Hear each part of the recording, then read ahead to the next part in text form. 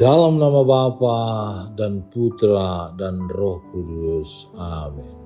Allah Bapa sumber kekuatan dalam hidup kami mohon perkenankanlah kami agar senantiasa menyadari diri kami sebagai orang yang Engkau pilih untuk saling melayani di dunia ini. Bantulah kami untuk juga senantiasa bergembira dalam perjalanan hidup kami. Utus Roh Kudus-Mu ke dalam hati dan pikiran kami sehingga kami bisa dan mampu merenungkan dan mengejawantahkan firman-Mu yang akan kami dengarkan. Dengan pengantaraan Kristus Tuhan dan Penyelamat kami. Amin.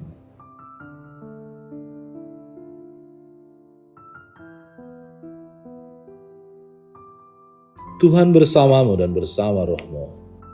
Inilah Injil suci menurut Lukas, dimuliakanlah Tuhan. Pada waktu itu, Yesus berkata kepada para murid-Nya, "Tetapi sebelum semuanya itu kamu akan ditangkap dan dianiaya.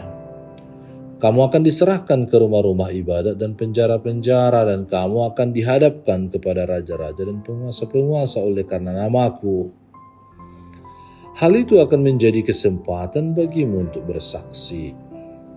Sebab itu, tetapkanlah di dalam hatimu, supaya kamu jangan memikirkan lebih dahulu pembelaanmu. Sebab aku sendiri akan memberikan kepadamu kata-kata hikmat, sehingga kamu tidak dapat ditentang atau dibantah lawan-lawanmu.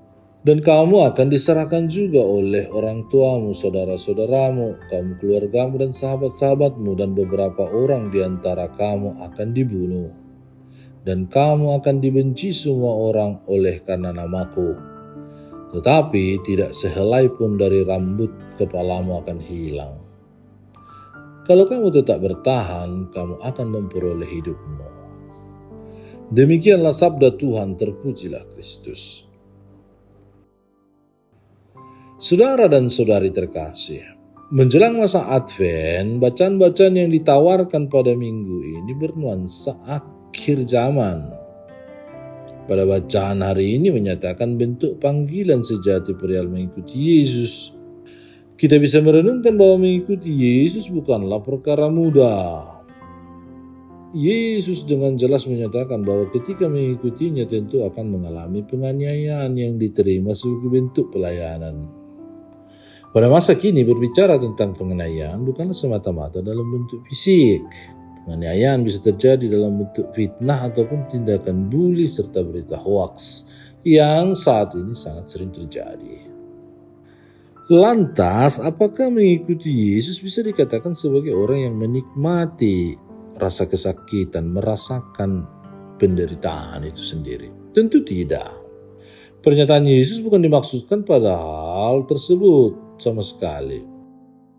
Perlu kita sadari bahwa sebelum Yesus mengatakan tentang penganiayaan ataupun kesulitan lainnya, Yesus mengatakan bahwa kita adalah orang yang dipilih oleh Dia. Maka Tuhan tidak akan memberi cobaan yang lebih dari kekuatan kita. Ketika kita merasa bahwa kita mengalami penderitaan, bolehlah kita menggambarkan diri kita dalam situasi padang gurun. Kita merasa bahwa Tuhan jauh dari kita dan merasa sendirian. Tetapi kita percaya bahwa Yesus tidak pernah meninggalkan kita. Mengikuti Yesus bukan berarti hidup sesuai dengan keinginan kita. Tuhan menumbuh kembangkan pribadi kita menjadi dewasa dalam rupa tantangan hidup yang kita jalani setiap harinya. Oleh karena itu, pada hari ini Tuhan mengajak kita agar kita setia pada panggilan kita dan menyerahkan kepada Tuhan apa yang kita alami. Tuhan senantiasa mendampingi setiap perjalanan hidup kita. Menjadi contohnya pada kita bahwa Yesus Kristus menebus dosa kita, dosa manusia dengan jalan salib dan penderitaan. Setelah jalan salib dan penderitaan, kita percaya bahwa adanya kebangkitan. Maka segala penderitaan yang kita rasakan saat ini, kita percaya bahwa Tuhan selalu mendampingi dan menemani kita, membawa kita sampai pada kehidupan dan kebangkitan itu. Marilah berdoa. Tuhan Yesus, kami percaya bahwa Engkau menuntun dan menemani setiap langkah hidup kami. Hiburlah kami dalam setiap penderitaan yang kami alami saat ini. Kuatkanlah kami agar kami tetap setia pada setiap tugas dan perutusan kami, khususnya dalam melayani sesama kami.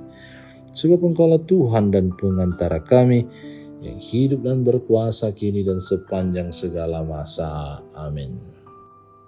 Tuhan bersamamu dan bersama rohmu. Semoga Allah yang Maha Kuasa memberkati saudara sekalian, Bapa dan Putra dan Roh Kudus. Amin.